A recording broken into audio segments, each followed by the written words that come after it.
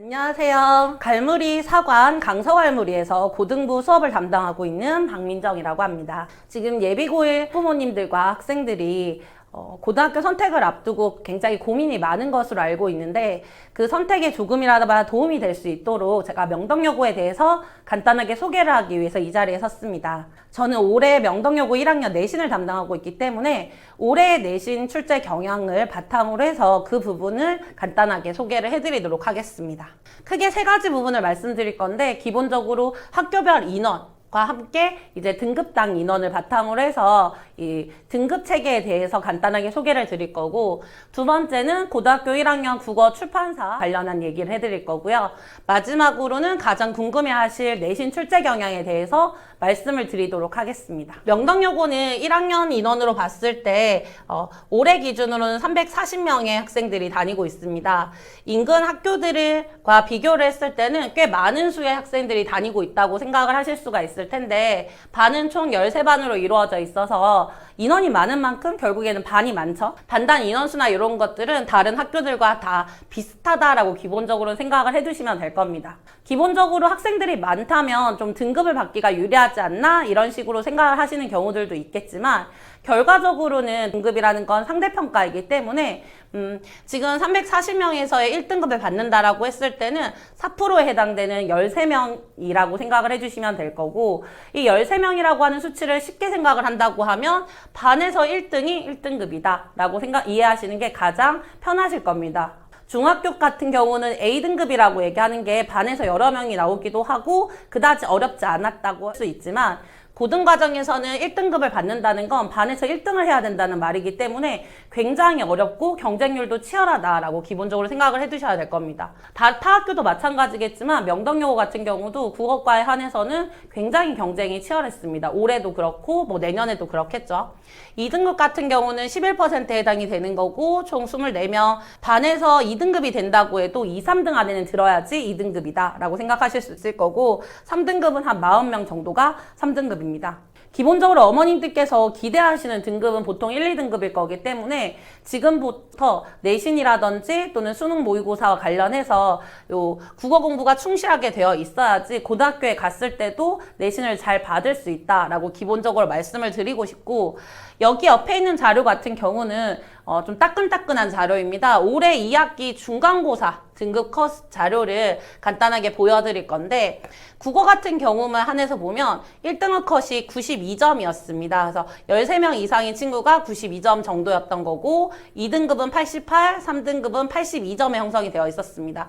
뭐 왼쪽에 보이실지 모르겠지만 과학 같은 경우는 1등급이 100점입니다. 그러니까 14명이 100점을 맞았기 때문에 1등급이 1점에 해당이 되는 것이고, 인원수가 너무 많을 경우에는 아예 1등급이 없는 시험이 출제되기도 하는데, 국어 같은 경우는 그런 걱정은 하지 않으셔도 되는 게, 이번 시험 같은 경우는 100점이 전교에서 딱 한 명밖에 없었고, 1학기 중간고사 같은 경우도 100점은 한 명도 없었습니다. 1학기 중간고사는 90점 이상인 학생도 단 2명밖에 나오지 않은 시험이었고, 1학기 기말에서는 100점이 될 수 있었지만 그렇다고 10명이 넘어가거나 그렇게 시험이 출제되진 않았습니다. 기본적으로 국어 과목은 난이도가 조금 있다라고 생각을 해두셔야 될 거고, 100점을 받는 시험은 아니다라고 생각을 하시는 게 편하실 겁니다. 그래서 중학교에서는 100점 맞는 게 뭐 한 학교에서 몇십 명 이런 경우들도 있었겠지만, 국어 과목에 한해서는 고등국어에서는 100점을 맞는 건 그렇게 쉬운 일은 아니다. 정말 극소수가 그렇게 100점을 맞게 된다라고 생각하시면 되고, 그렇다 할지라도 기본적으로는 목표 자체는 당연히 저희가 100점을 향해서 나아가고는 있겠지만 쉬운 점수는 아닙니다. 네, 두 번째는 명덕여고 교과서와 관련해서 간단하게 말씀을 드릴 건데, 출판사는 신사고 출판사의 교과서를 쓰고 있는데, 이 교과서 같은 경우는 다양한 학교에서 많이 사용을 하고 있는 대표적인 교과서라고 생각을 하실 수 있을 거고, 그렇기 때문에 갈무리에서도 다양한 자료들을 이미 많이 확보를 하고 있고, 매주 추가 자료를 바탕으로 해서 교과서든 또는 교과서 외부의 것들이 출제가 되든 간에 자료들은 충분하게 제공을 해주고 있습니다. 명덕여고는 기본적으로는 교과서에 충실하다라는 것을 바탕으로 둬서 생각을 하셔도 좋습니다. 외부에서 들어가는 것이 아예 없는 건 아니지만 그래도 타 학교들에 비해서는 기본적으로는 교과서에 좀 충실한 편입니다. 전체가 1에서 10단원까지 있다라고 봤을 때 1에서 5단원까지를 보통 1학기의 분량, 6에서 10까지를 2학기 분량으로 생각하시면 되는데 명덕여고 같은 경우는 1학기 때부터 이제 순차적으로 시험 범위에 들어가는 경향이 있고 이건 예년에서부터 이제 계속 좀 이어지는 경향이기 때문에 내년도 크게 다를 것 같지는 않습니다.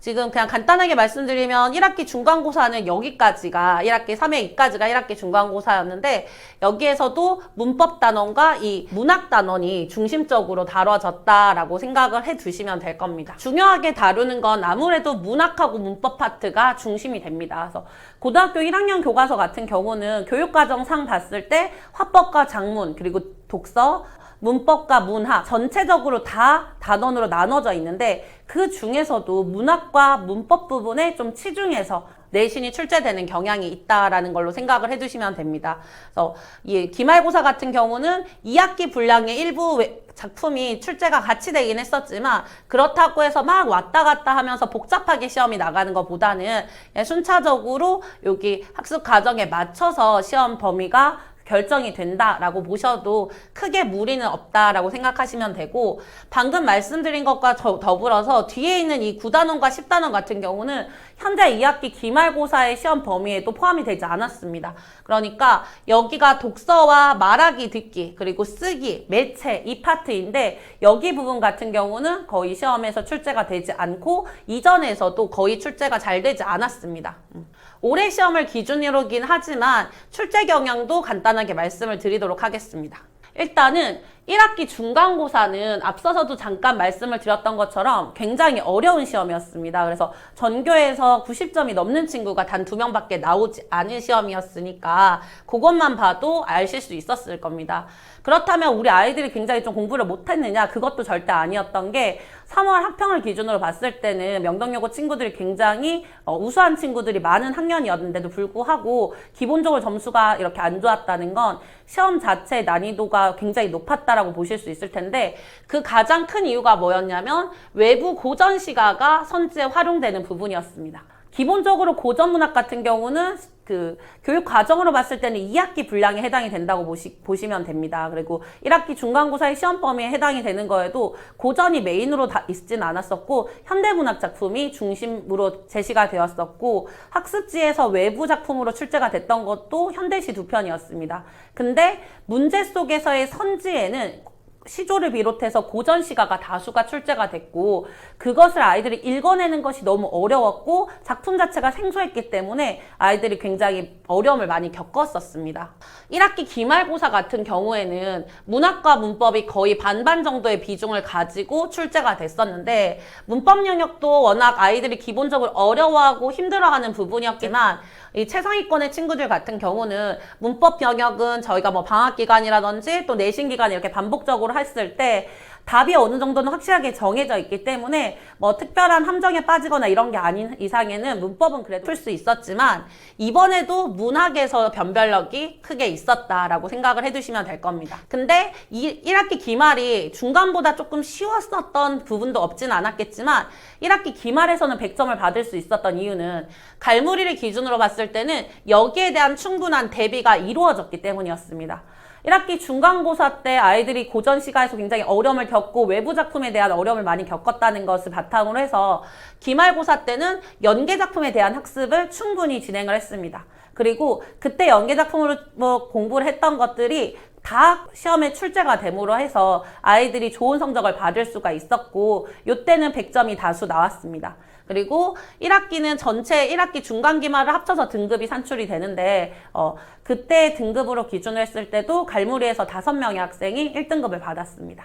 2학기 같은 경우는 또 예년과 다른 특이점들이 굉장히 강했는데 이때도 중간고사가 문학 100%였다는 게 일단 굉장히 큰 특징이었습니다.